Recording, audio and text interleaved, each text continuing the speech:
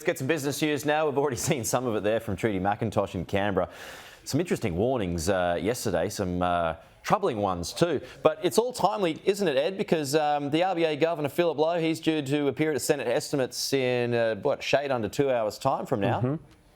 Yeah, look, this is not the normal every 6 month appearance from the Governor Lowe, which goes for 4, 5, 6 hours sometimes. This is just the budget estimates appearance, so it's a 2 hour setting.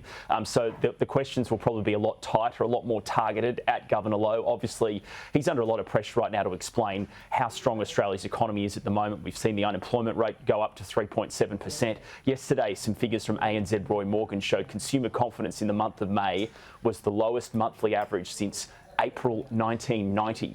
So more than 30 years. So Governor Lowe's obviously juggling interest rates, he's juggling economic growth. There's a lot on his plate. So expect the senators today to ask him some pretty targeted questions about where the cash rate's going. Is it staying at 3.85%? When's it going to start coming down? When is there going to be relief for people with mortgages? Yeah, that are putting more and more money aside every month, Pete, to pay their home loans? Yeah, I mean, those comments from Rob Scott were interesting yesterday, weren't they? That the honeymoon is over, and Stephen Kennedy even saying the economy peaked in September last year. I mean, surely, what's your mail, Ed? I mean, is that going to be the end of the rate rises for now? Look, I've spoken to quite a few economists about this over the past few weeks, and look, they don't believe there'll be a cash rate rise in June, so just in less than 6 days' time for the next board meeting for the Reserve Bank. But there is a sense from quite a few of them that we are going to get 1, perhaps 2 more rate increases slightly later on in this year. So maybe around the month of August, perhaps, we might see another cash rate rise, or perhaps 2 more cash rate rises before the end of this year.